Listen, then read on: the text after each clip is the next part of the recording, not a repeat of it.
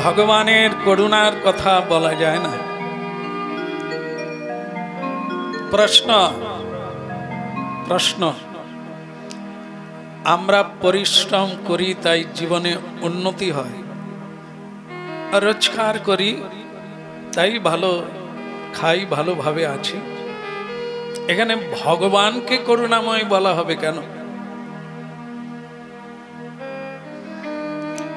ভগবানের করুণা কি সকলের উপরে হয় না? হয়েছে হয়েছে হয়েছে কি করে বলছেন আপনাদের? ভগবানের করুণা আছে বলেই আসেন। আমি বলছি ভগবানের করুণা কি পেয়েছেন? বলো। ভগবানের করুণা যাদের উপরে হয়েছে তাদের সর্বনাশ হয়ে গেছে, এটা জানেন? আপনাদের উপরে হয়নি তার প্রমাণ আপনারা চাকচিক্য আছে। ভগবানের করুণা যার উপর হবে তার বিষয় বৈভব চলে যাবে, সন্তান আদি বিচ্ছিন্ন হয়ে যাবে, আত্মীয় কেউ আর বাড়িতে আসবে না, সবাই বলবে ও হরিনাম করে উচ্ছন্নে গেছে, বলে এই তো লেগে গেছে, ভক্ত হয়নি এখনো, এতেই বলে। তাহলে কিরকম খাঁটি কথা? যদি শ্রীকৃষ্ণের করুণা হয়নি তার প্রমাণ আপনারা সংসারে ভালো আছেন, সবাইকে নিয়ে টিয়ে আছেন, ডাকলে সাড়া দেয়, আর একটু হাসে, কথা কয়, আনন্দ হয়। কিন্তু ভগবানের ভজন যদি প্রকৃত কেউ শুরু করে তাহলে কোনো আত্মীয় থাকবে না, এটা গ্যারান্টি। বাড়ির লোকজনেরা কেউ ভালোবাসবে না, বাবাজি না না তোমার কথা না, একে সবাই ভালোবাসে। এ যত এগোচ্ছে তত যে কি ভুলিনি নাকি, ভুলিনি না ভুলিনি, মলম, একে প্রতিদিন সন্ধ্যেবেলা মলম দেয়। মলম মানে কি? সোহাগ করে, আদর করে। এ বিরোধী কথা বলে, আমার তো কই ক্ষতি হচ্ছে না, বরং আমাকে সকলে আরো বেশি। তার মানে জানতে হবে ভজন হচ্ছে না, মানুষ ভজা হচ্ছে। মানুষের প্রশংসা পাওয়ার জন্য আমরা অনেক কিছু করি, কায়দা করি, মানুষ বলে খুব ভালো লোক। কিন্তু শ্রীকৃষ্ণ ভজনে কোনো প্রশংসা নাই। বললাম না, সকলেই নিন্দাবাদ করে, সকলেই তাড়িয়ে দেয়, তুচ্ছ করে দেখে। তাই জন্য গোরা বড় করুণার ঠাকুর গৌর হরি। কারণ কি? কলিকালে গৌরাঙ্গ মহাপ্রভু ত্যাগের প্রতীক। তিনি ত্রেতা যুগে অবতার হয়েছিলেন রাম রূপে, রাজার ছেলে, সব সময় ঐশ্বর্য, গলায় হার পরে আছে, আংটি পরে আছেন, রাজ পোশাক পরে আছেন, মুকুট পরে আছেন, তিনি রাজার ছেলে। ভগবান শ্রীকৃষ্ণ মথুরাপুরে আবির্ভূত হলেন বৃন্দাবনে, তিনিও রাজ ঐশ্বর্য, নানা ধরনের অলংকার পরিচ্ছদ এবং ভীষণ ভাবে তিনি সব সময় সজ্জিত হয়ে আছেন। কিন্তু কলিকালের গৌরাঙ্গ মহাপ্রভু কে? যেটা সব চাইতে মানুষের প্রিয় কোনটা? কোথাও যাব তো আগে এটা ঠিক করব, কারণ এটা মানুষকে সৌন্দর্য বানায়। কেশ মানুষকে সুবেশ করে তোলে। কেশ না থাকার জন্য মানুষ লাখ লাখ টাকা খরচা করছে চুল গজাবার জন্য, বৈজ্ঞানিক ভাবে, ডাক্তারি ভাবে চেষ্টা করছে, কিন্তু কারো হচ্ছে না। তাহলে কেন? এটা সৌন্দর্য বৃদ্ধি করে। আর সেটা ভগবান শ্রীরামচন্দ্রের তো অভূতপূর্বভাবে আছে, ভগবান নারায়ণ এবং ভগবান শ্রীকৃষ্ণের তো কোনো তুলনাই হয় না। সুচারু কেশ, সুচারু কেশ, অপূর্ব বিন্যাস, যা যোগী ঋষি মুনি থোকা কথা কুলবধূ দেবতারা পর্যন্ত ভগবানের এই রূপোল্লাসে আকৃষ্ট হয়ে যায়। কিন্তু গৌরাঙ্গ মহাপ্রভু সে জায়গায় না কোনো সোনার হার আছে, না কোনো কেশ বিন্যাস আছে, নেড়া মাথা,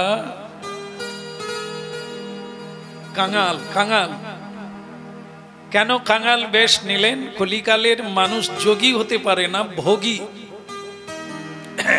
একটা বিশ্লেষণে দেখা যায়,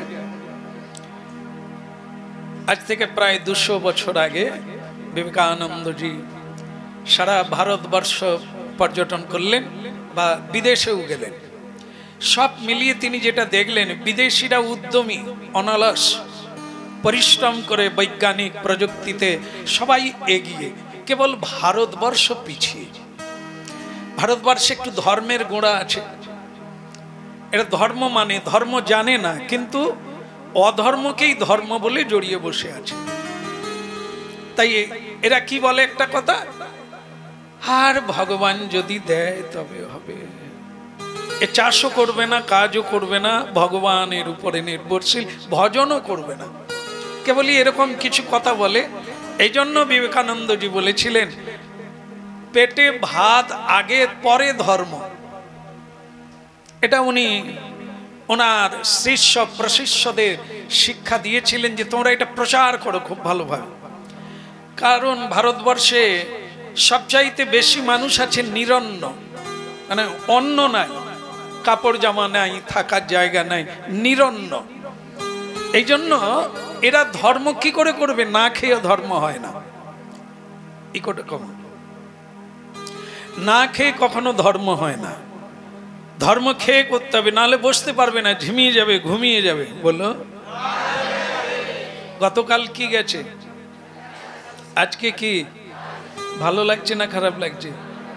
কোনটা, দ্বাদশী না একাদশী? হ্যাঁ, দুটোই। তাহলে আজকের দিনটা না হয়ে যদি আজকেও একাদশী হতো, যদি কালকেও হয়, তাহলে তো আমি হেরে গেলাম। মানে আপনাদের কোনো কষ্ট হবে না? আরে সর্বনাশ, ভালো থাকুন। কিছু মানুষ এখন থেকেই ফোন করছে, নির্জলা একাদশী দিনে কি জলও খাওয়া যাবে না? মনে হচ্ছে আপনাদের মধ্যে তারা নাই। কিছু মানুষ বলে একাদশী যদি সারা মাস হয় আমার কোনো আপত্তি নেই। কেন বলুন তো? বলে আমি প্রতিদিন 1.5 কিলো করে আটা খাই, রুটি খাই, রুটি। হ্যাঁ, তো এদের কোনো সমস্যা নেই। যারা সামান্য কিছু খেয়ে একাদশী করেন কিংবা যারা নিরম্বুষ করেন, তারা তো 2 দিন চলে গেলেই অবস্থা খারাপ হয়ে যায়। কারণ শরীর হচ্ছে উপবাস সহ্য করবে না, প্রাকৃতিক শরীর। এ হচ্ছে এর ঔষধি দিতেই হবে, না হলে শরীর আপনার সঙ্গে বেইমানি করবে। যেন রোগ জ্বালা ব্যাধিতে সবাই খুবই কষ্ট পাচ্ছেন। এটা কিসের জন্য? কোনো না কোনো আমাদের ত্রুটির জন্য, শারীরিক ঘাটতি। সেটা পূর্ণ না হলে সেটা রোগে পরিণত হয়। আর সেটা আমরা ঠিক শারীরিক সব কিছুর নিয়ম জানি, মেনে চলি, কিন্তু শারীরিক বিষয়টাকে আমরা অত গুরুত্ব দিই না।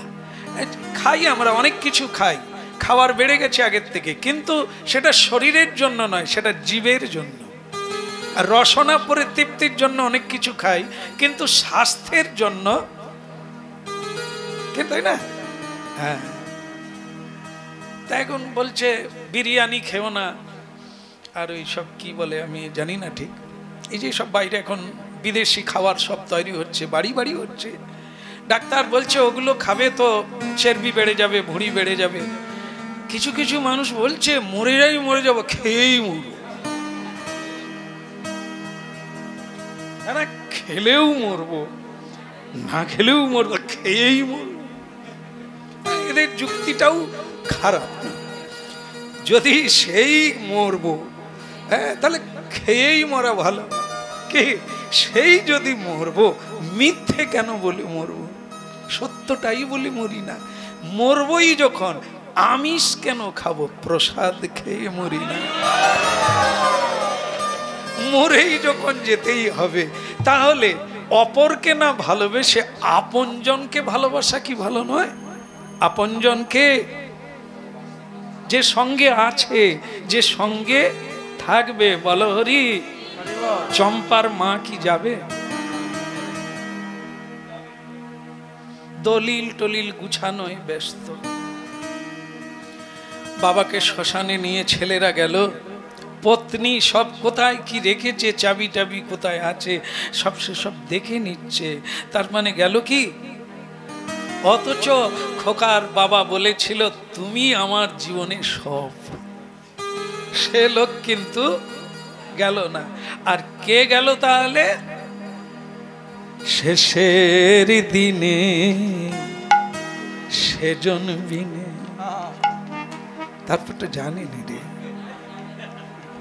তুমি গাও, তুমি গাও, এটা তুমি ভালো পারো। এ তাল গাছে ডালিম গাছে উঠে খুব গায়।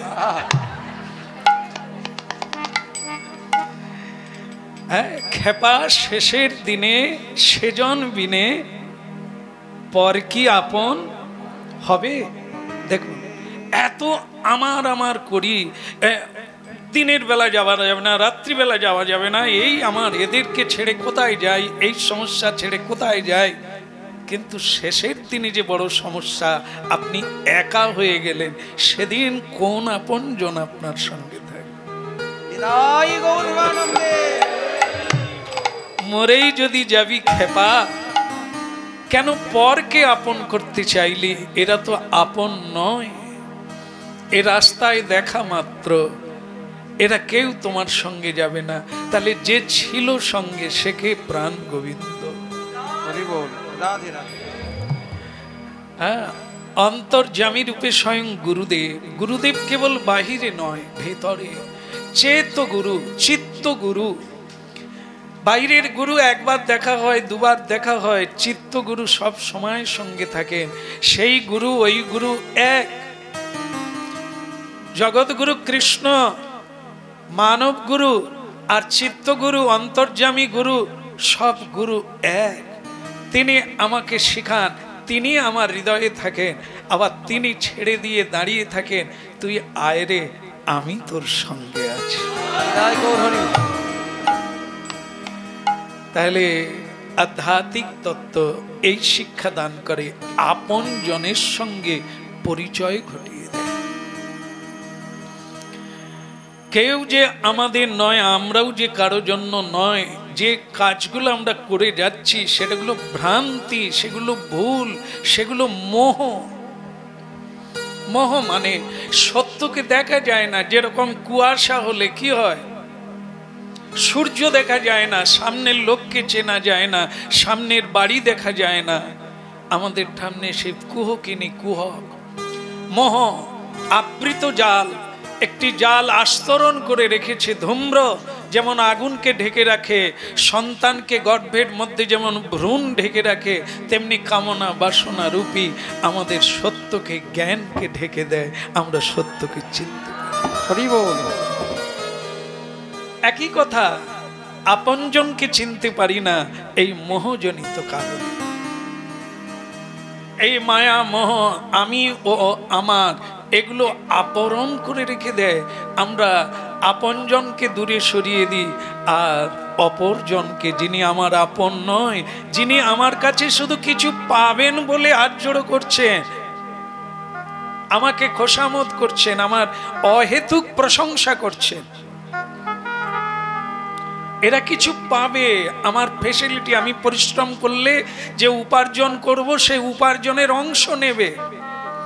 সংসারের সবাই, ছেলে মেয়ে পুত্র পরিজন, সম্পত্তির হিসেব নেয়, অর্থের হিসেব নেয়, কিন্তু আধ্যাত্মিকের হিসেব দেয় না, এগিয়েও দেয় না।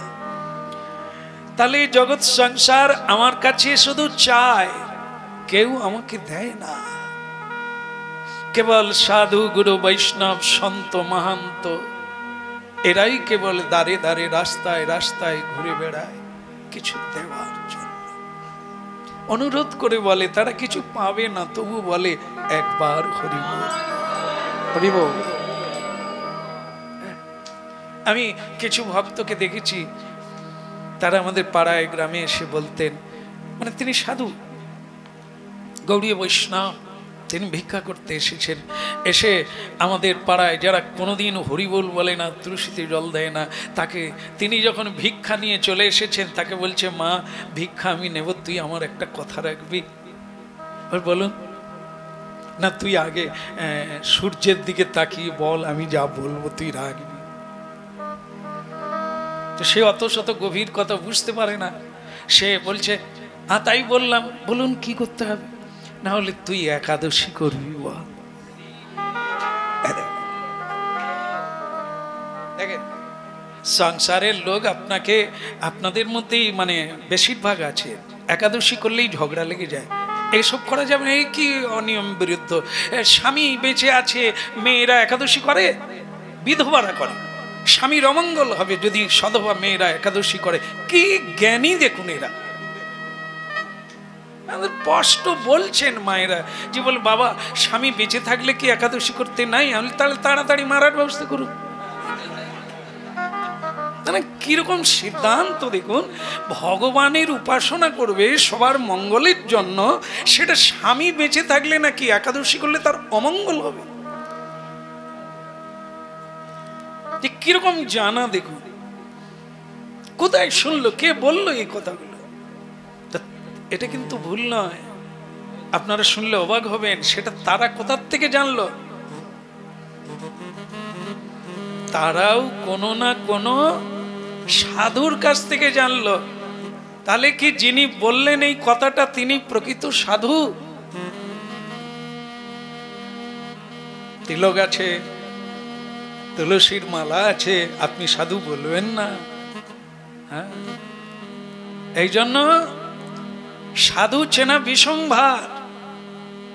আমরা সাধু চিনি বাইরেরটা দেখে, সাধু চেনাটা বাইরের দিকে নয়। সাধু চিনতে হবে আভ্যন্তরীণ লক্ষণ, যেটা দেহের মধ্যে প্রকাশ পাবে, জীবনে ভাবে প্রকাশ পাবে, চরিত্রে।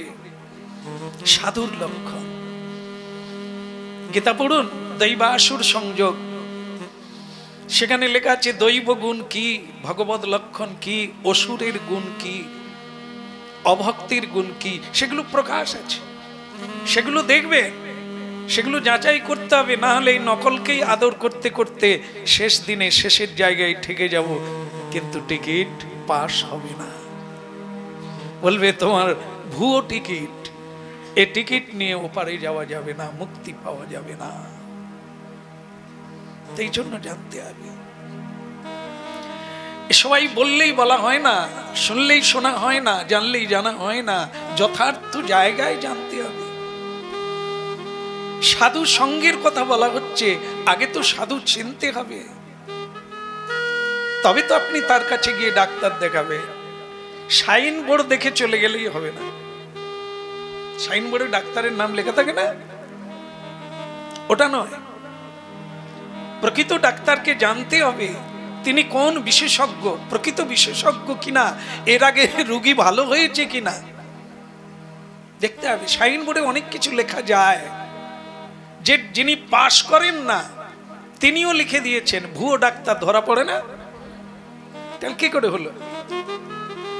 ডিগ্রি এগুলো লেখা যায়, সাইন বোর্ডে লেখা যায়, বইয়ে লেখা যায়, কাগজে লেখা যায়, বলা যায়, কিন্তু এটা সত্য নয়। এর জন্য মেডিকেল সায়েন্স পড়তে হবে, সেখানে তাকে ডিগ্রি লাভ করতে হবে, পাস করতে হবে, আবার প্র্যাকটিক্যালে যেতে হবে, শুধু থিওরি নয়, প্র্যাকটিক্যাল যেতে হবে। ঠিক এখানে তাই, যিনি ভজন করছে, যিনি ভজনে সিদ্ধ হয়েছে, যিনি ভগবানের প্রিয় পরিকর, যার ভগবানের সঙ্গে সংযোগ এই জগতের সঙ্গে নয়, যিনি জগতের কল্যাণের জন্য আত্মসমর্পণ করেন, তিনি।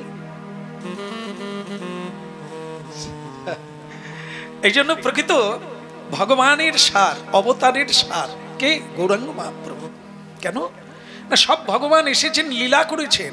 গৌরাঙ্গ মহাপ্রভু কোনো লীলা করেন না, শুধু শিক্ষা দিয়েছেন। গৌর হরি বল। তিনি ভগবান রূপে আসেন না, গৌরাঙ্গ মহাপ্রভু এসেছেন ভক্ত রূপে।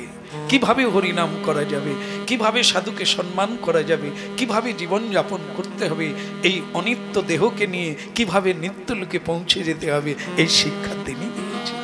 হরি বল। আমার গোরা বড়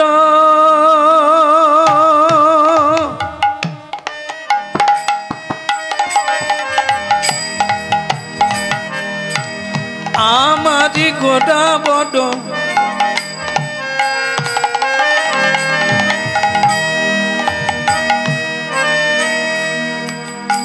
গোরা বড় গোরা বড় দয়ার ঠাকুর আমার গোরা বড়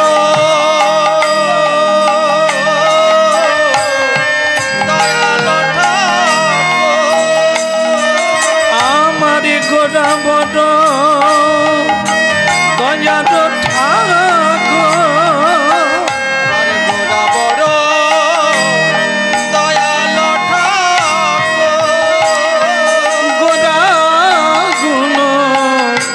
কখনে না যায়, গোরা গুণ কখনে না যায়, গোরা গুণ কখনে না যায়,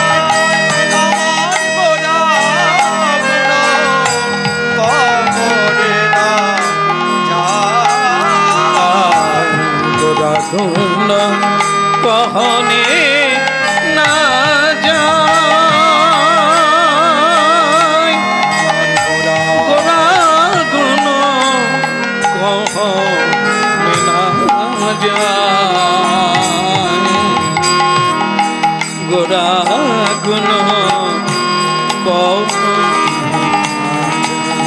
আমার গোরা গুণ বলা যায় না, বলা যায় না, বলা যায় না, বলা যায় না, গোরা গুণের কথা বলা যায় না, গুণের কথা বলা অকাতরে প্রেমী বিলার গুণের কথা বলা যায়, অকাতরে প্রেমী বিলার গোরার বলা, গোরা গুণের কথা বলা যায় না।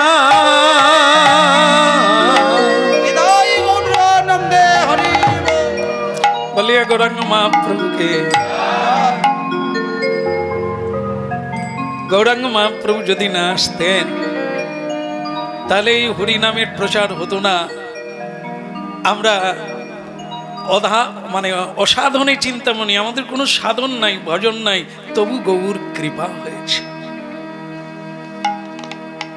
গৌর কৃপা হয়েছে তার প্রমাণ হলো আমরা গৌর গুণ গানে মেতে আছি, শুনে আনন্দ পাই, জ্বালা জুড়ায় সংসারের তিতাব দগ্ধ জীব হরিনাম শুনে চোখের জল ফেলে হালকা হয়, শান্তি লাভ করে। তাই মানুষ মন্দিরে ছুটে যায়, গাছের তলায় ছুটে যায়, নির্জনে ছুটে গিয়ে হা কৃষ্ণ গোবিন্দ বলে কাঁদে। গৌর হরি বল। এবার কথায় আসুন, প্রশ্ন ছিল গৌরের করুণা হয়েছে কার উপরে? যারা গোরা গোরা বলে ডাকে তার করুণা তাদের উপরে, যারা ডাকে না, যারা জানে না, করুণা কি তাদের করেছেন কিনা বলো? যাদের পয়সা আছে জামা কাপড় কিনে দুর্গা পূজায় পরতে পারে, যাদের পয়সা নেই কি করবে বলো? তাদেরকেও ছেঁড়া জামা দিয়ে কৃপা করেছে। এটা কি না পয়সা থাকলে কিনে পড়া যায়, যাদের পয়সা নেই তারা কি পায়? বড় লোক ধনী লোক তারা কি করে, জামা কাপড় কিনে গরিবদের দেয় না? দেয় কিনা? তাহলে এটাকে কি বলবেন? পয়সা থাকলে কিনে নিল, এটা কৃপাও নয়, করুণাও নয়। যাদের পয়সা নেই জামা কাপড় পেল, কার করুণা হলো? কার করুণা হলো? যিনি দিলেন তার ভেতরে করুণাটা কে দিল? এই করুণাটা কার? করুণা ঈশ্বরের। আমরা যদি ঈশ্বরের আত্মা অংশ হই তাহলে ঈশ্বরের করুণা মানুষের মধ্যে থাকবে না? কি বুঝলেন? ভগবানের লক্ষণ কি? তিলকে করুণায়। ভগবান করুণাময়। এ যুগের অনেক মানুষও করুণাময়, ভগবত লক্ষণ। তার তিলক নাই, ভগবত লক্ষণ। তার ভিতরে করুণা ছিল, এই জন্য অনেকে জামা কাপড় কেনার সামর্থ্য আছে, যাদের নেই তাদেরকে কি করলো? করুণা করলো। ঈশ্বর করুণা করলো ওদের ভেতর দিয়ে, তারাও জামা কাপড় পরলো। একজন মানে রাজা, রাজা মানে ধনী মানুষ, দান করছে গঙ্গার ঘাটে। কি দিনে? মকর সংক্রান্তি দিনে। ওই দিন বহু সাধু সন্ত গরিব কাঙাল ইত্যাদি সকলেই স্নানে আসে। কেউ ভিক্ষা চাইতে আসে না, কেউ গঙ্গা স্নানে পুণ্য করতে যায়, আবার কোনো ভিখারি ওই দিনের সুযোগে ঘাটে বসে থাকে ভিক্ষা। কেউ দুর্গা ঠাকুর দেখতে যায়, কেউ ওই দিনে ভিক্ষা পাবে বলে বসে থাকে। দেখুন কত রকমের দৃশ্য পৃথিবীতে, কত তাৎপর্য, কত তফাৎ, কত বৈশিষ্ট্য। যাই হোক, মকর সংক্রান্তি দিনে এলাহাবাদে প্রয়াগে দান করছেন, ভীষণ দান করছেন, বহুজন নিচ্ছেন, অনেক সাধু সন্ত তারাও কাছে এসে বাহবা দিচ্ছেন, ধন্য ধন্য ধন্য, বাহ তুমি খুব ভালো। কিন্তু তার একটা ব্যবহার থেকে সাধুরা বিস্ময় প্রকাশ হলো। কিরকম? তিনি এইভাবে দান করছেন, কিন্তু যাকে দান করছেন তার মুখের দিকে তাকাচ্ছেন না।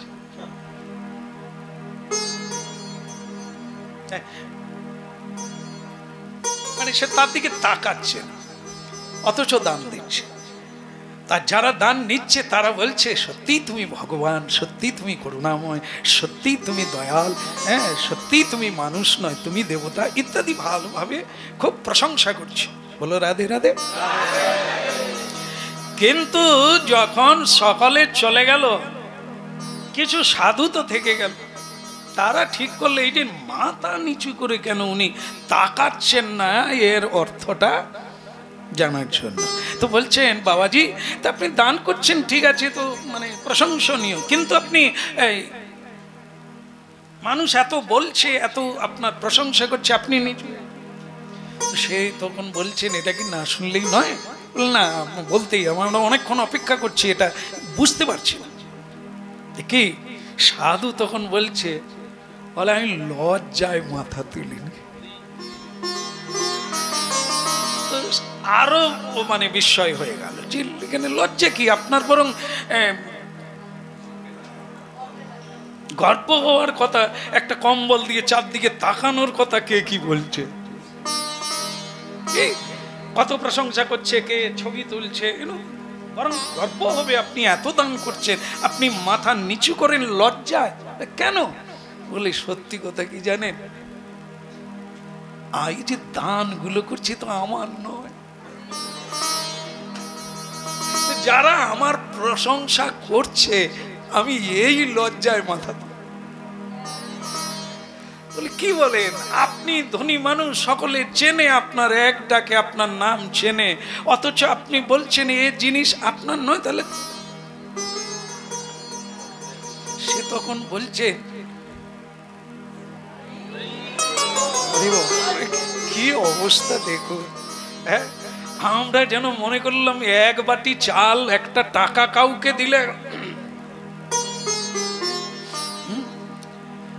মাইকে বলে দেন আমার নামটা, মাইকে বলে দেন, কি রকম অবস্থা। হ্যাঁ 1000 টাকা মন্দিরে দান করে বলে দিয়েছেন, পাথরে লিখে দেবেন আমার নামটা, পাথরে লিখে দেবেন, আমাদের দেশ থেকে কেউ এলে দেখবে অমুক লোক। কি দেখুন আমরা কি চাই। আর তিনি এত দান করার পরেও লজ্জায় মাথা নিচু করে আছেন। কেন? লোক যে প্রশংসা করছে ওটা তো আমার পাওনা। তাহলে যিনি দিচ্ছেন বলে, তাহলে আমরা যদি একটু প্রশ্ন করি যে তাহলে কি কম্বল টম্বল সব ভগবান দিয়ে গেলেন নাকি? আরে না না, ভগবান যখন কাউকে কৃপা করেন, সামর্থ্য দেন, বুদ্ধি দেন, তবে তো সবকে কাটিয়ে উঠে। যাদের প্রতি কৃপা দৃষ্টি হয়নি তারা তো আধ্যাত্মিক থেকেও পিছিয়ে, আর অর্থের দিক থেকেও পিছিয়ে, মর্যাদার দিক থেকেও পিছিয়ে, মানের দিক থেকেও পিছিয়ে। আর ভগবান যাদের দিকে শুভ দৃষ্টি দেন স্বয়ং সম্পূর্ণ হয়ে যায়, সকল ঐশ্বর্য তার কাছে এসে যায়। কারণ ভক্তি যার থাকে সকল দাস দাসী চেড়ি রূপে ভক্তি মহারানীর সেবা করে। হ্যাঁ? তাই সাধুর কি নাই? সাধু ব্যবহার করেন না, তাকে মানে গ্রহণ করেন না, সেটা আলাদা। সাধু সরই ঐশ্বর্যের মালিক। যা ভগবানের আছে তা সাধুর আছে। কারণ বাবার ধন থাকলে কার থাকবে? ছেলে মেয়ের।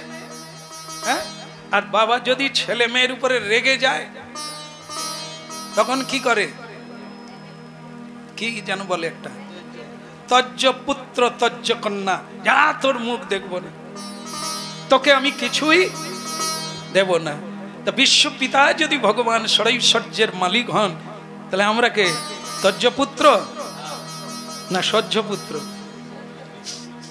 মানে বাবা যদি দাগা দেয়, দুঃখ দেয়, কষ্ট দেয়, যন্ত্রণা দেয়, আমরা কি করি? এমন বাপের দরকার নেই, এরকম ভগবানের দরকার নেই। ভগবানের নাম করবো, আমার কষ্ট হবে, আমার দুঃখ হবে, তো ভগবানের নাম। তাই তো বাপ ত্যাগ করে না, মেয়েরাই ছেলেরাই বাপকে ত্যাগ করে দিল। বলো, এই জন্য কি আমরা এরকম ভগবানের সুখ সম্পদ থেকে বঞ্চিত হয়ে আছি? কেন না? আমরা ভগবানকে মানি না, ভগবানের নির্দেশ মানি না, ভগবানের আচরণ গ্রহণ করি না, ভগবানের উপদেশ মানি না। ভগবান করুণাময়, তিনি ত্যাগ করেন না, আমরাই বাবাকে ত্যাগ করে দিয়েছি, তাই সম্পত্তি থেকেও বঞ্চিত। কিন্তু ভগবানকে যে বলা হলো গোরা বড় করুণা ঠাকুর, আমার গোরা বড় দয়াল ঠাকুর। তার প্রমাণ কি? কলিকালে গৌর হয়ে করুণার ঠাকুর হয়ে এলেন। যারা চায় না, যারা বলতে চায় না, তাদেরও দাঁড়ে দাঁড়ে ডেকে বলে তোরা গোরা বড় করুণা ঠাকুর। অগরা গুণ কহনে না যায়, গোরা গুণ কখনে না যায়। বলে গোরা গুণ কহনে না যায়, গোরা গুণ কখনে না যায়। ও গোরা গুণ কখনে না যায়। গোরা গুণ কখনে না যায়। নানা কহা যাই না, না কহা যায় না। আমাদের একটা বদন, কিন্তু ব্রহ্মার কটা বদন? চারটা বদন। ব্রহ্মাও বলতে পারে না গৌরের করুণার কথা। পঞ্চাননের পাঁচটা বদন ভোলানাথ, তিনিও গৌরের গুণগান গেয়ে শেষ করতে পারে না। অনন্ত দেব পারে না, গোরা গুণ কহনে না যায়। গোরা গুণ কখনে না যায়। বলা যায় না, গোরা গুণ কহনে না যায়। বলা যায় না। গোরা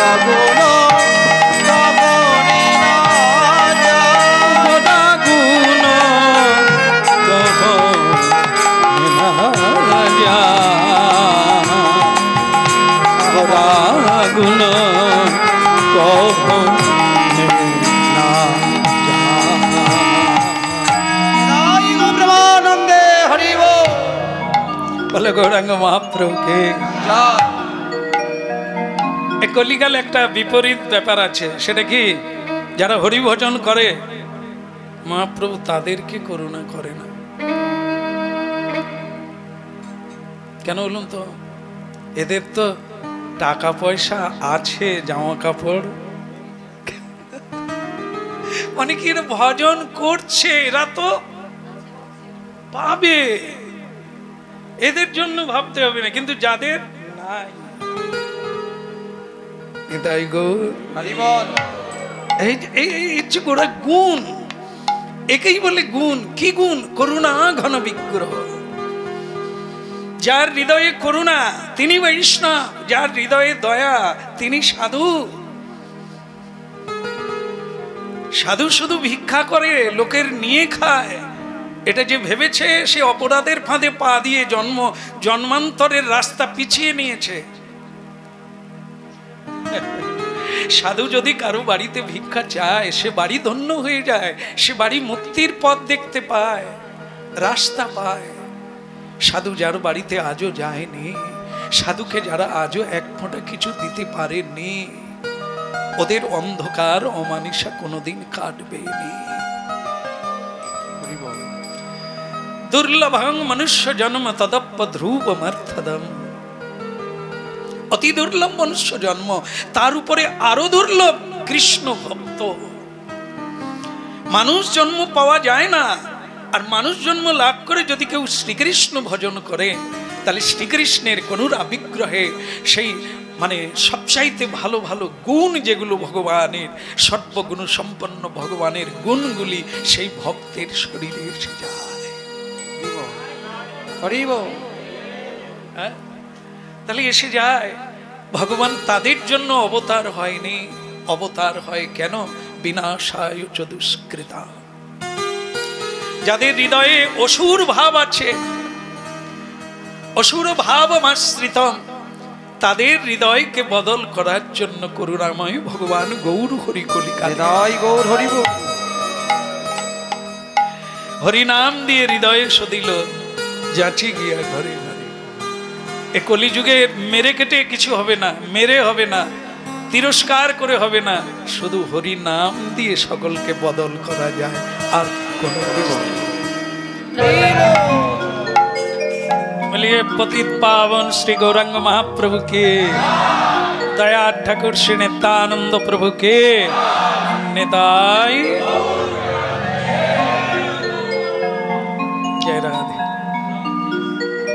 তাহলে গৌরাঙ্গ মহাপ্রভু কেন এলেন?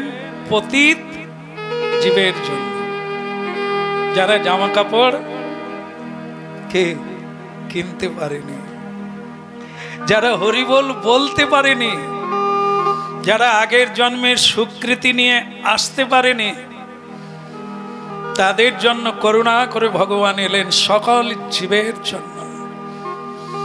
আর তার করুণা হলো এটাই যে আজ সকল স্তরের পাপী তাপী পতিত আমার মতো অধম হরিনাম করার সুযোগ প্রাপ্তি। এ দয়ার শেষ নাই। হ্যাঁ, এ আমার জীবনে একবারে নিশ্চিত রূপে ফলপ্রদ। কারণ আমার মতো মূর্খ, আমার মতো অজ্ঞ, আর আমার মতো এমন পতিত জীব কৃষ্ণ নাম করতে পারবে, অধিকার পাবে, এটা একদম ভগবান করুণাময়ের করুণা ছাড়া আর কিছু।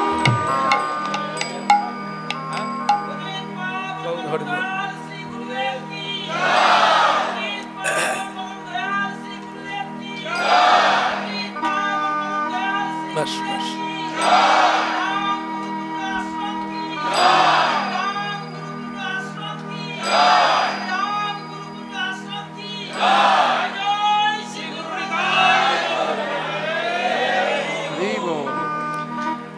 আমার দীক্ষা গুরু, মানে দীক্ষা গুরু যিনি পতিত পাবন রূপে আমার জীবনে এলেন, তিনি শয্যায় শায়িত, মানে অসুস্থ,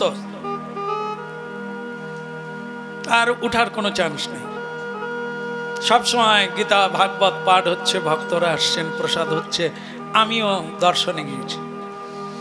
তিনি ওই অবস্থায় কোন রকম দুঃখী নন, ঔষধ বাদ দিয়ে দিয়েছে। তাই কেউ খাওয়াতে পারে না, ডাক্তার কবিরাজ সব ফেল, মানে কেউ তাকে ঔষধটা খাওয়াতে পারছে না। তিনি বলছেন আর আমার কোনো ঔষধের দরকার নেই, যেটা ঔষধ সেটা হলো আমি যেন নাম শুনতে শুনতে চলে যাই, লাগাতার চালিয়ে যা। আর সে চালিয়ে কোনো ডেকে চালাতে হয় না, ভক্তরা এমনি দর্শনে আসছেন আর ভাগবত গীতা তো অবিরাম কীর্তন চলছে। তা আমিও সেই স্রোতে একদিন শ্রী গুরুদেবকে দর্শন করতে গেলাম। কি করে এত লোক দাঁড়িয়ে আছে, বসে আছে, তার ভেতর থেকে তিনি কি করে জানতে পেরেছেন তার শ্যাম গেছে।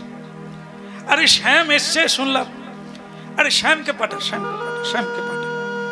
আমি তখন বয়স অনেক কম, এমনিতে লজ্জা। তারপর আরেকটা সবচাইতে বড় লজ্জা হচ্ছে ওই সময় শ্রী গুরুদেবের জন্য বা ওখানে প্রতিদিন মহোৎসব চলছে, মানুষ অনেক কিছু নিয়ে যাচ্ছে, কিন্তু আমি এমন একজন ছিলাম বোধহয় একেবারে কদর্পশূন্য, মানে একদম খালি হাত।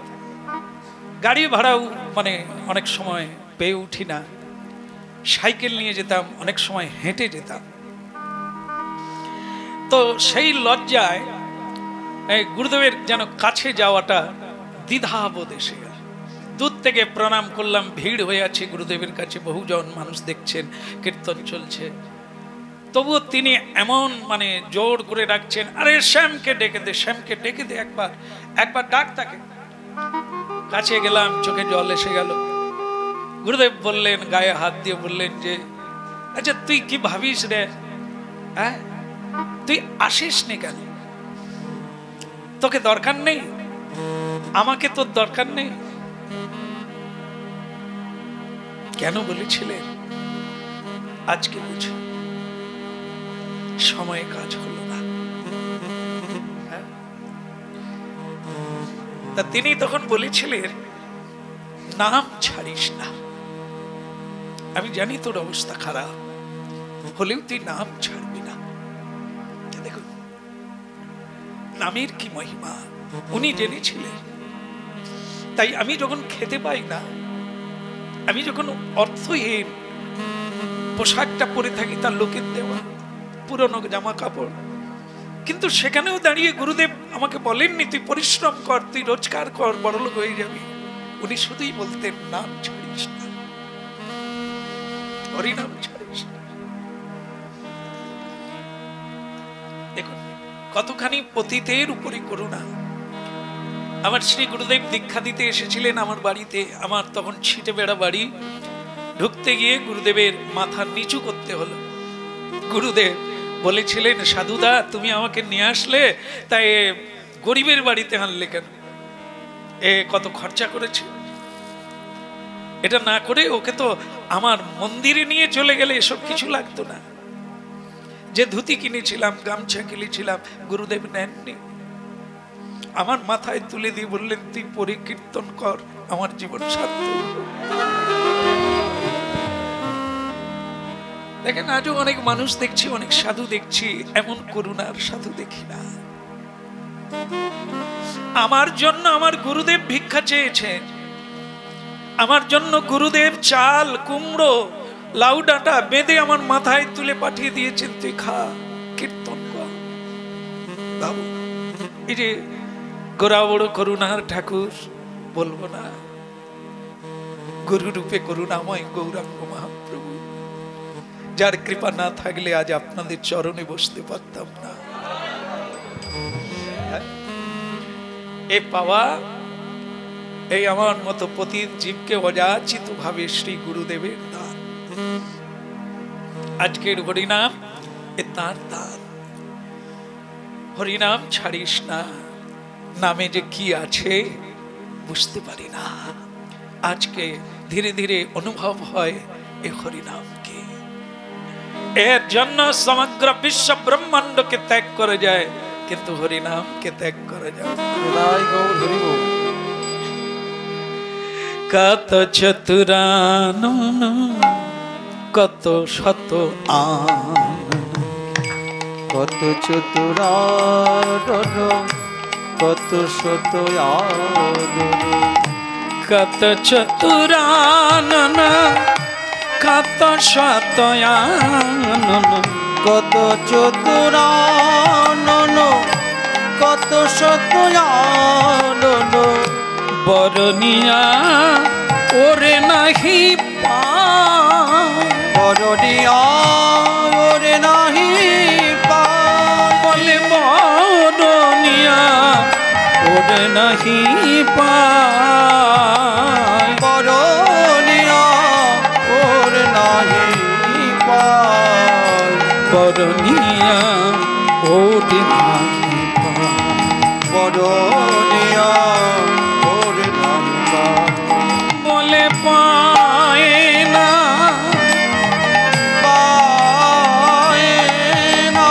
তার অন্ত খুঁজে পায় না অন্ত খুঁজে পায় না আমার গোড়া গুনে অন্ত খুঁজে পায় কত ব্রহ্মায়াদি ডুবে গেল অন্ত খুঁজে পায় না কত ব্রহ্মায়াদি কত অন্ত খুঁজে পায় কত ঋষি মুনি ডুবে গেল অন্ত খুঁজে পায় না নিতাই গৌর হরি বলো শ্রী রাধে শ্যাম মিলা দে রাধে রাধে মহাপ্রভু যখন সন্ন্যাস নিয়েছেন বেশ কিছু ভক্ত মহাপ্রভুর সঙ্গেই তারাও ঘর ছেড়ে মহাপ্রভুর সঙ্গে চলে গেছে মহাপ্রভু অনেককে তাড়িয়ে দিয়েছেন তাড়ালে কি হবে তারা আবার এমন চালাক মহাপ্রভুর আর সঙ্গে যায় না মহাপ্রভু যেইখানে গিয়ে দাঁড়িয়ে যায় স্টে করে সেইখানে গিয়ে যোগ দিয়ে দেয় তা মহাপ্রভু আবার মুখগুলো দেখতে পায় তোমাকে তাড়িয়ে দিয়েছিলাম না মানে বাড়ি যেতে বলছে বাড়িতে গিয়ে হরি ভজন করো তুমি আবার এখানে চলে এসছো বলে আপনার সঙ্গে আসেনি মহাপ্রভু আর কিছু বলতে পারছেন না এ তো ভালোবেসে তাড়ালেও যায় না এ কাকে ভালোবেসে ভালোবাসে বলে তো আর একজনকে মামলা করেও পাই না আচ্ছা না অনেকে বউ পাওয়ার জন্য মামলা করে মানে তার বউ চলে গেছে সে আর ঘর করবে না কিন্তু সে মামলা করে লোকজন ডেকে বিচার ডেকে ওই বউ নেবে আরে কেন আর নাই যে চায় তাকে নেয় না যে চায় না তাকে ছাড়ে আরে কেউ না কেউ তো ভালোবাসে আর কি রে আরে তোকে একটা মেয়ে ভালোবাসে শুনলাম চিঠি দেয় ফোন করে মাঝে মধ্যে তুই তাকে নিতে পারিস না ওর পিছনে কেন বলেছে সে কালো মানে এ পতঙ্গ পুড়ে মরবে ওই জন্য ছুটে বেড়াচ্ছে যেখানে শান্তি পাবে সে তোকে খুঁজছে এ তাকে খুঁজে না এই হচ্ছে আমাদের দুর্দশা পাওয়া ধন হারিয়ে ফেলি আর হারানো ধনকে খুঁজে বেড়াই বলো তাই এই যে মহাপ্রভুকে ভালোবাসা তার যে কীর্তনের আকর্ষণ মহাপ্রভুর যে আকর্ষণ কেন আকর্ষণ হয় না মহাপ্রভু হচ্ছে সুপ্রিম সুপ্রিম মানে পূর্ণ পাওয়ার আর আমরা হচ্ছে সব অল্প অল্প অণু অণু পরমাণু ক্ষুদ্র ক্ষুদ্র তাহলে তিনি হচ্ছেন চুম্বক সর্বাকর্ষক আকর্ষণ করে তো করে বলেই তো আপনারা আসেন করে বলেই তো হাজার হাজার মানুষ হরিনাম শুনতে আসেন কে করে কীর্তনিয়ার আকর্ষণ নয় এ হরির নামের আকর্ষণ ভগবানের আকর্ষণ হরিব কীর্তনিয়া আজ আছে কাল থাকবে না মহাপ্রভু আগে ছিল আজও আছে তার নাম ওই একই বিষয় নামের টানেই মানুষ আসে মানুষের টানে নয় বলো তবে মানুষ কখন ভালো হয়ে যায় বলুন তো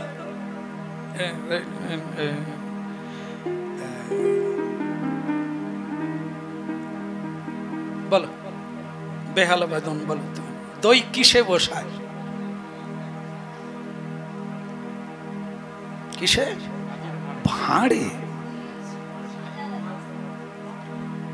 পাত্রে মানে স্টিলের পাত্রে ওটাই ঠিক হয়েছে পাত্রে বললে বহু পাত্র আসবে কিন্তু মাটির পাত্রে ছাড়া আচ্ছা, তারপর আপনারা দেখবেন যদি ভালো দোকানের দই হয় তাই কি হবে, যারা যে ছোট ছোট দইয়ের ভাঁড় হয় না, তো সেইগুলো তো খায় দেখে, খাওয়ার পরে চারদিক লক্ষ্য করছে, কেন বলেন তো, ভাঁড়টাও জিভ বুলাবে। আপনারা হাসলেন, আমিও করি। আরে বাবা, আইসক্রিম খাওয়ার পরে তার যে ডাঁটিটা, বাঁশের কাঠি, বলুন বলুন, তাহলে কি ওটা কি আইসক্রিম? বাঁশের কাঠি কোনোদিন মিষ্টি লাগে? কিন্তু ওটাও আমরা চুষতাম ছোটবেলা, ওটা অনেকক্ষণ রাখতাম। আইসক্রিম যতক্ষণ না থাকে, কাঠিটা ছোটবেলা আরো বেশিক্ষণ থাকে, তবে ভালোও লাগতো। কেন? বাঁশের কাঠি এত যত্ন কেন? তাকেও চুষে, দধির টাঠি কেন চুষে খায়? কিসের জন্য এত আদর? দধির জন্য, বস্তুর জন্য। বস্তুটা মাটির পাত্রে ছিল, তার মধ্যেও রসাস্বাদ ঢুকে গেছে, জিভ দিয়ে চাটলেও আস্বাদন করা যায়, যায় পায় বলেই চুষে। বাঁশের কাঠিটাও চুষে কেন? মিষ্টি তাতেও ঢুকে গেছে। তাহলে বাঁশের কাঠিও আদরণীয় হয়ে গেল। কিসের জন্য? আইসক্রিম তার সঙ্গে জড়িয়েছিল বলে। তাহলে কি মানুষ আদর পায় কেন? সাধুগুরু আদর পায় কেন? এরা তো সব বাঁশের কাঠি। কিন্তু বাঁশের কাঠি, আইসক্রিম হচ্ছে স্বয়ং ভগবান। তার নাম রূপী প্রেমাস্বাদন ভক্তের হৃদয়ে, মনে, বুদ্ধিতে জড়িয়ে যায়। এই জন্য ভগবানকে বাদ দিয়ে আমরা ভক্তকে ভালোবেসে ফেলি। তো ভক্তমণ্ডলী মায়েরা, এই জন্য রাধারানী বলেছিলেন যে মরিব মরিব সখী, কিন্তু কানু হেন গুণনিধি, কারে দিয়ে যাব?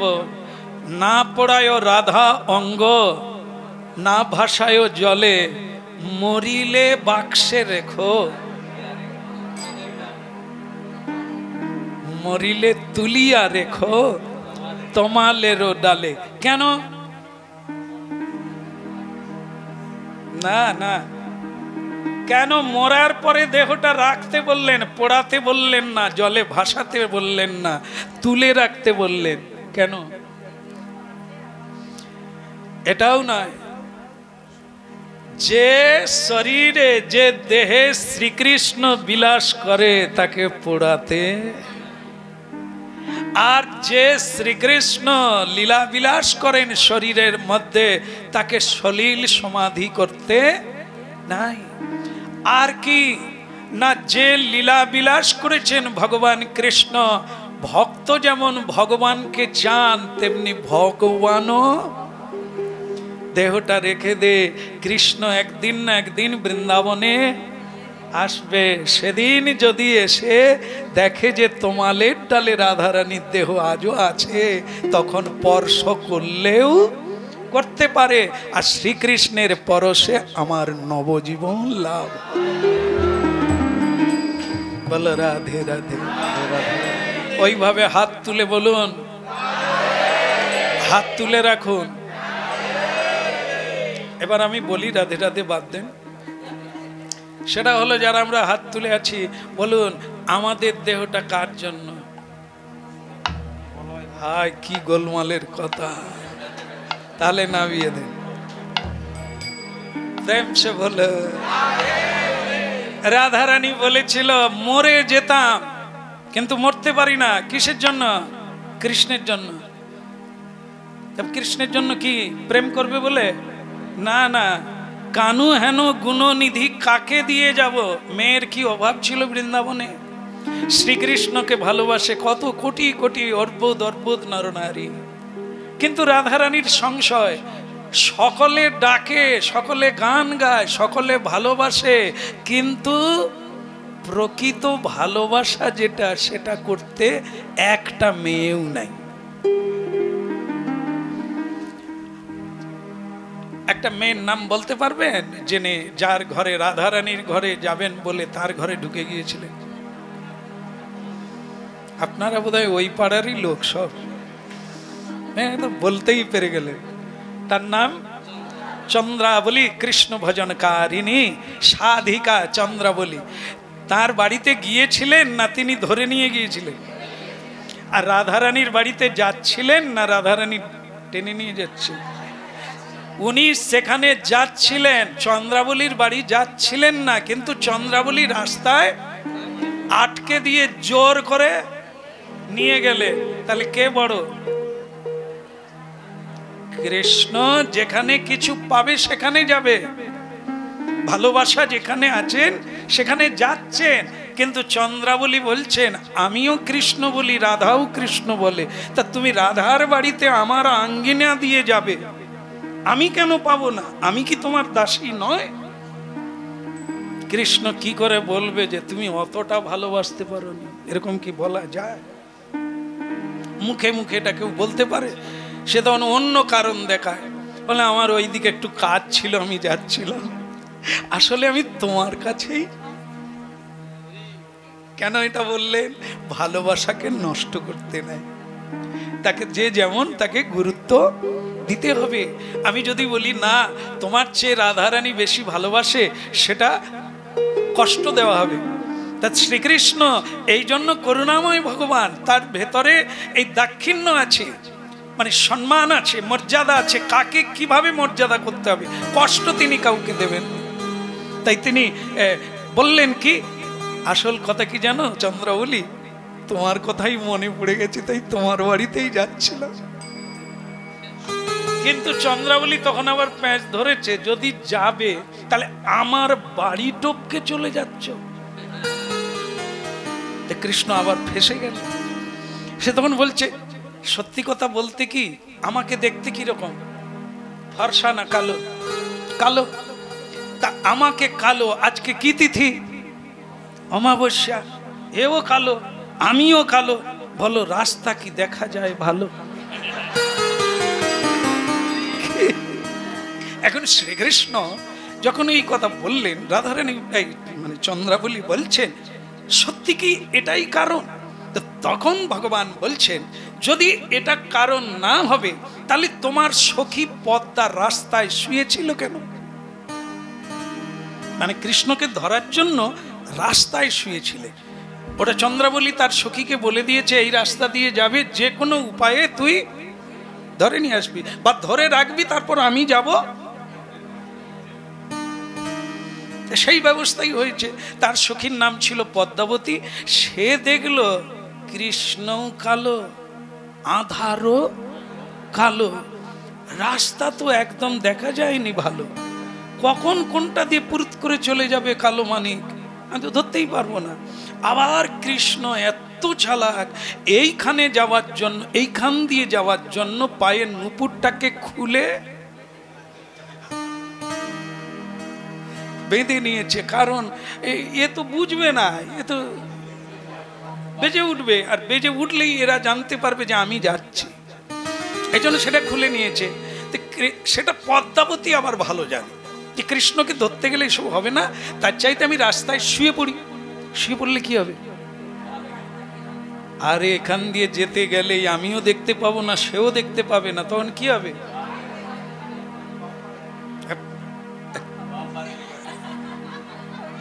বলো।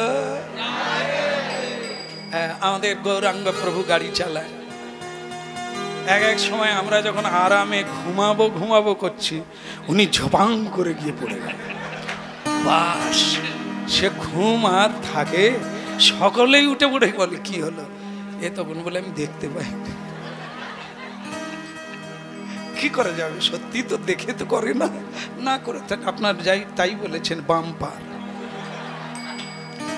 তা ভক্তমণ্ডলী মায়েরা, তো সেই বাম্পার হয়ে পদ্মাবতী গোবিন্দকে ধরার, এগুলো শুধু লীলা নয়, লীলা তো চমৎকার, বুঝেন না বুঝেন, এ লীলা শুনবেন, আপনার হৃদয় কৃষ্ণের দিকে ধাবিত হবে। এইটুকু সময় অন্তত কৃষ্ণ চুরি করে নেবেন তার লীলা মাধুর্যের দ্বারা। মন সংসারে থাকবে না। আমরা অনেক তত্ত্ব বলি, সেই তত্ত্ব বললে হয়তো অনেক সময় ঝিমুনি এসে যায়, হ্যাঁ, কিন্তু লীলা যখন হবে মাধুর্য মণ্ডিত, আপনার সব চিত্ত মন ভগবান কেড়ে নেবে অন্যদিকে। বলো রাধে শ্যাম মিলা দে গলি গলি মে ঘটা কুঞ্জ মে। আচ্ছা, গুরুকুঞ্জে এসেছেন, বলুন ঘটাকুঞ্জ কথা।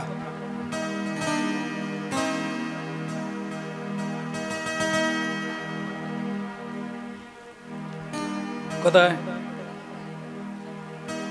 আপনারা কেউ জাননি? ঘটাকুঞ্জ এখানে আছে।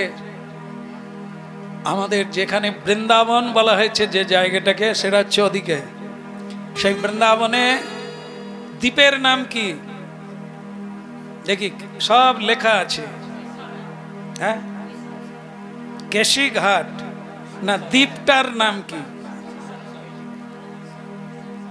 কুসুম সরোবর, সরোবরটার নাম, দ্বীপের নাম কি? কবার গিয়েছো? বলো বলো বলো। জলা দিয়া 2-3 বার উঠছো, কিন্তু ওদিকে তাকায় না। দ্বীপের নাম কি? পণ্ডিতজি, পণ্ডিতজির একেবারেই সময় নেই, ওদিকে যায়নি কোনোদিন।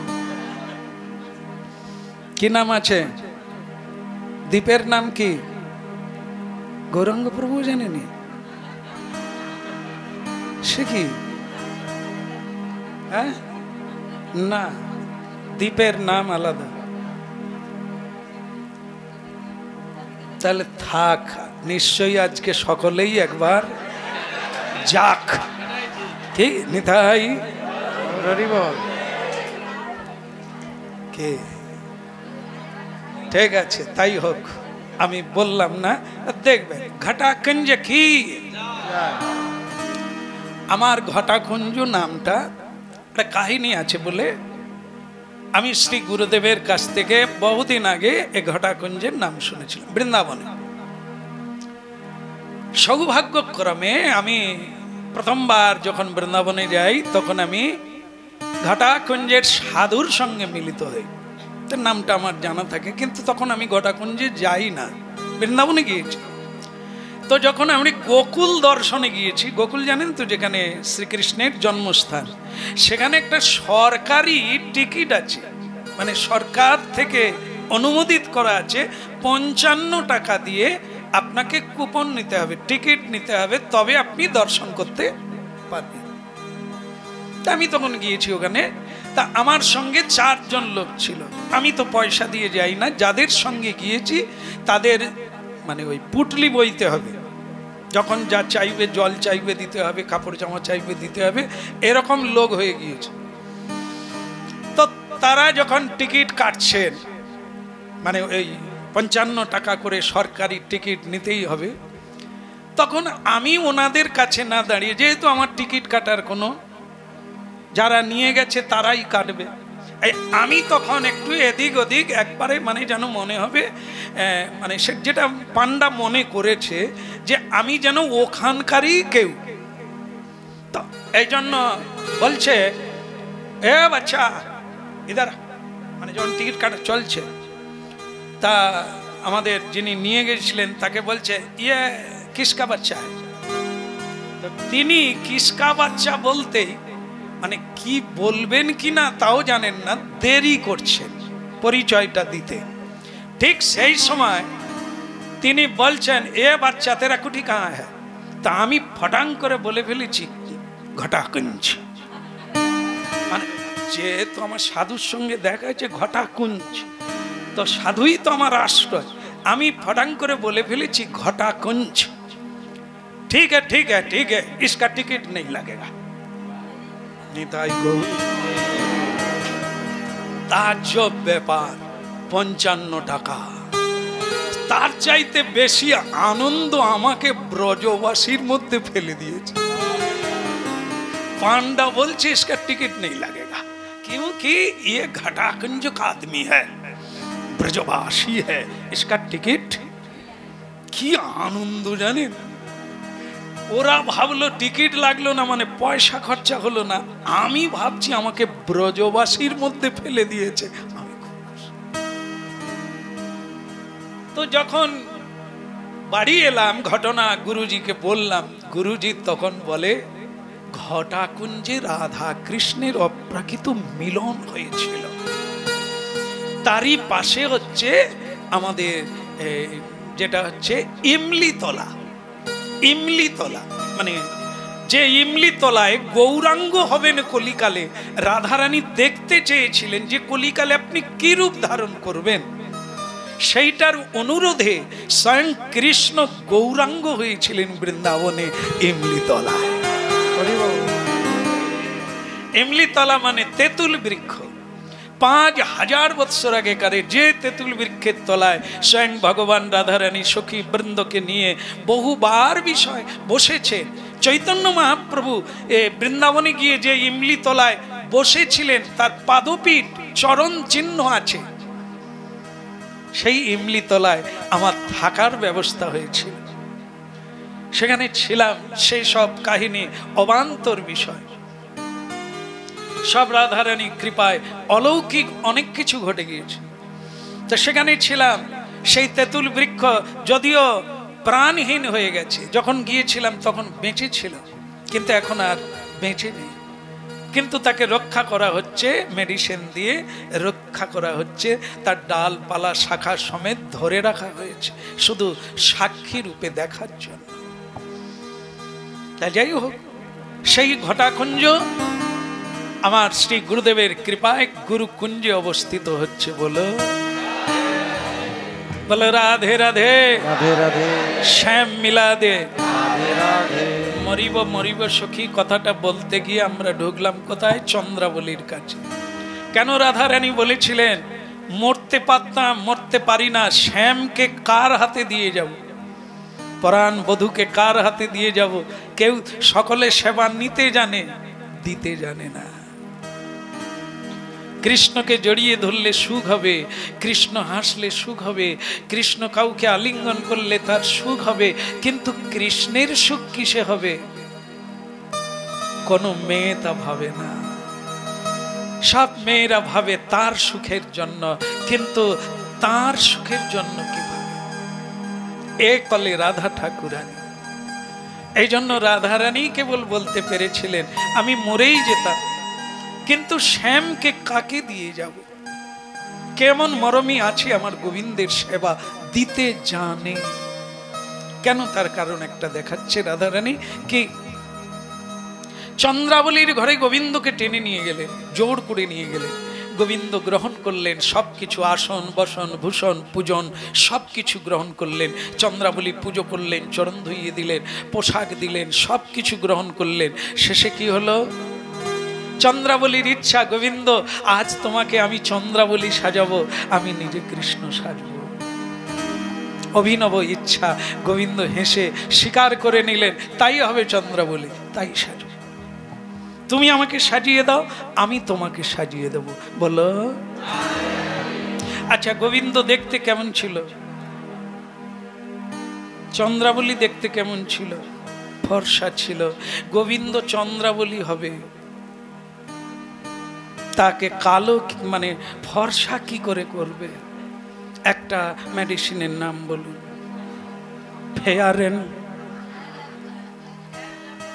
ফেয়ারেন লাভলে হবে না, চন্দন। বলো সকলেই ফর্সা হবার প্রতিযোগিতায় লেগে গেছে। কি একজন এমন সাজে না, শুধু মুখটা সাদা, বাকি সব কালো। খেতে দিচ্ছে দেখি শ্যামল বর্ণা, কিন্তু মুখের দিকে তাকাই চাঁদের বরণ। কি বিধাতার সৃষ্টি! কি তাহলে দুজন বদল হতে চায়, চন্দ্রাবলী কৃষ্ণ হতে চায়, আর কৃষ্ণ চন্দ্রাবলী সাজাতে চায়। কি করে হবে? চন্দ্রাবলী দাস দাসীদের অর্ডার দিলেন, তোমরা শত শত জন চন্দন ঘুরো, চন্দন ঘুরে আমার গোবিন্দের গায়ে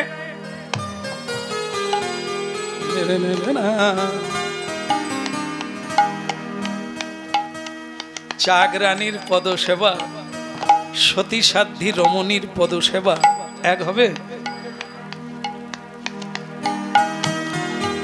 দুটো মায়না নি বলে সব করতে হবে।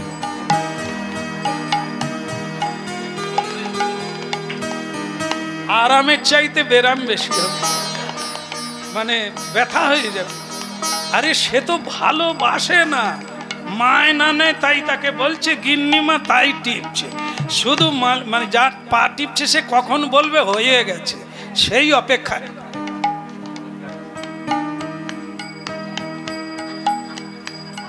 তাহলে দাস দাসীকে দিয়ে চন্দন মাখালো। তারা কি করছে? কৃষ্ণ যখন একটু নড়া, থামা, সোজা হয়ে দাঁড়াও, তাই একজন এরকম হাতে ধরে টান দিয়ে রেখেছে, আর একজন এরকম সারা গায়ে চন্দন মাখাচ্ছে। সাদা করতে হবে তো, চন্দ্রাবলী হবে, হ্যাঁ, তা সেই সাদা করছে। তাতেই গোবিন্দের অনেকটাই সুখ হচ্ছে না কষ্ট হয়েছে? সে যারা ভালোবাসে তারা বোঝে গোবিন্দের কষ্ট হয়েছে, কিন্তু তবু চন্দ্রাবলী সেদিকে তাকালো না। ওরা কিভাবে তার সেবা করলো ওদিকে কিরে হয়েছে, তাড়াতাড়ি কর। তাড়াতাড়ি করার মানে কি? আরো ঘষবে, কে ঘষবে? কম চন্দনকে গোটা গায়ে মাখাতে গেলে টেনে টেনে নামাতে হবে। সে যেন চিরনি তল্লাশি হচ্ছে। গোবিন্দ বলে এবার ছেড়ে দাও, হয়ে যাবে। যেখানে লাগেনি কাপড় ঢেকে দেবো, হয়ে যাবে, ছেড়ে দাও, আর লাগবে না। কেমন না? চন্দ্রাবলী ঘরের ভেতর থেকে ভালো করে মাখা, ভালো করে মাখা। তারপর চরণে মাখাতে গেল। এই চরণে মাখাবার সময় বড় কষ্ট। গায়ে মাখানো তবু দাঁড়িয়ে দাঁড়িয়ে হয়ে যায়, চরণে মাখাতে গেলে বসতে হবে, নুতে হবে, সে কষ্ট। সে কি তাহলে কি ওপর থেকে নিচে চাপ পড়ছে। যে চরণে স্বয়ং লক্ষ্মী দেবী চাপ দিতে পারে না, ধরে রাখে, হাত বুলোয় মাত্র, চাপ দিতে পারে না। এত কোমল, এত নরম। যারা তুলসী দেন লক্ষ্মী দেবী তাদের জন্য কাঁদে, তোরা কি জানিস না? তুলসীও কঠিন, আমার গোবিন্দের চরণ তার চেয়ে কোমল। তোরা তুলসী দিস কি করে? এ কথা কজন ভাবে?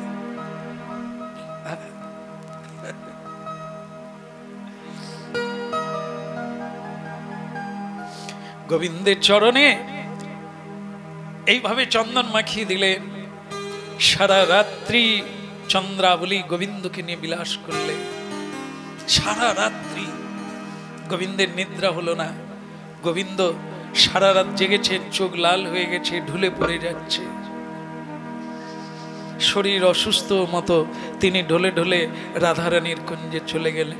রাধারানী এই জন্য অভিমান করলেন, যারা সেবা দিতে জানে না, যারা রসবতী নয়, যারা রস নিগড়ে নেয়। চন্দ্রাবলীর নখের দাগ গোবিন্দের বুকে, আঁচল, রাধারানী এই জায়গাটা সহ্য করতে পারে না। তাই আমাদের মাধবপ্রভু গান গেয়েছিলেন না, কে? রাধার মহিমা প্রেম রস, কি মহিমা! একজনে চন্দন মাখাতে ভয় পেল না, আর একজন সামান্য নখের দাগ দেখেই কাঁদছে। কোন সে রমণী?